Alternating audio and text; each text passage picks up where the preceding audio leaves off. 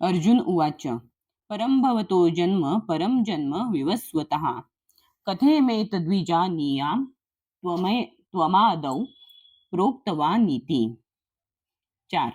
अर्जुन उवाच अर्जुन म्हणाला, अपरम कनिष्ठ किंवा अलीकडच्या काळातला, भवतः तुमचा, जन्म जन्म, परम ज्येष्ठ, जन्म जन्म, विवस्वतः सूर्यदेवाचा, कथम कसे, एतत् हे, विजयानियाम विजानियाम विजानियाम मी जाणावे, तुम्ही, आदौ प्रारंभी, प्रोक्तवान सांगितला, इति याप्रमाणे. अर्जुन म्हणाला, सूर्यदेव विवस्वान हा जन्माने तुमच्यापेक्षा ज्येष्ठ आहे, म्हणून प्रारंभी तुम्ही या विज्ञानाचा उपदेश त्याला सांगितला, हे मी कसे जाणावे. तात्पर्य: अर्जुन हा भगवंतांचा दृढ भक्त आहे, तर मग त्याचा श्रीकृष्णांच्या शब्दावर विश्वास कसा बनू शकला नाही. वस्तुस्थिती ही आहे की अर्जुन स्वतःसाठी विचारणा करीत नसून ज्यांचा भगवंतांवर विश्वास नाही, तसेच श्रीकृष्णांचा पुरुषोत्तम श्री भगवान म्हणून स्वीकार केला पाहिजे, ही गोष्ट ज्यांना आवडत नाही त्या असुरांसाठी करीत आहे. श्रीकृष्ण किंवा पुरुषोत्तम श्री भगवान यांची जणू काही स्वतःला जाणीव नसल्याप्रमाणेच तो केवळ अशा लोकांसाठी या मुद्द्यावर प्रश्न करीत आहे.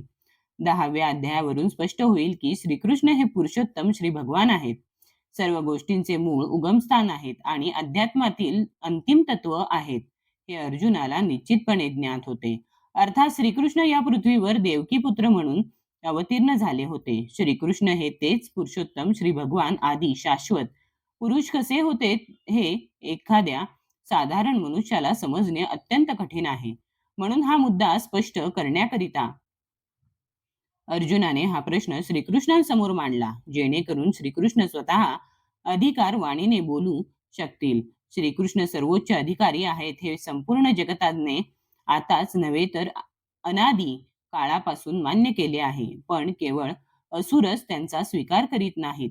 असे असले तरी सर्वांनी श्रीकृष्णांचा सर्वोच्च अधिकारी पुरुष म्हणून स्वीकार केल्यामुळे अर्जुनाने त्यांच्या समोर हा प्रश्न उपस्थित केला, जेणेकरून साक्षात श्रीकृष्ण स्वतःचे वर्णन असुरांनी करण्यापूर्वीच करू शकतील, कारण असुर हे त्यांना स्वतःला तसेच त्याच्या अनुयायांना समजता येईल अशा प्रकारे श्रीकृष्णांना विकृत स्वरूपात प्रस्तुत करतात.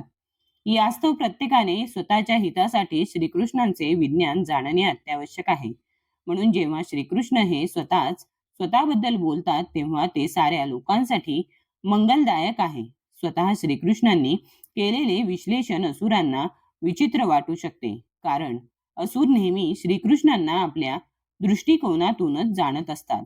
पण जे भक्त आहेत ते जेव्हा श्रीकृष्ण स्वतः संबंधी निरूपण करतात तेव्हा त्यांच्या निरूपणाचे अंतःकरणपूर्वक स्वागत करतात. श्रीकृष्णांच्या प्रामाणिक वचनांचे भक्त नेहमी पूजन करतात, कारण ते श्रीकृष्णांबद्दल अधिकाधिक जाणण्यासाठी सदैव उत्सुक असतात. श्रीकृष्णांना साधारण मनुष्य समजणारे नास्तिक लोकही या प्रकारे जाणू शकतील की श्रीकृष्ण हे महापुरुष आहेत. त्यांचे स्वरूप सच्चिदानंद विग्रह आणि आनंदमयी शाश्वत आहे.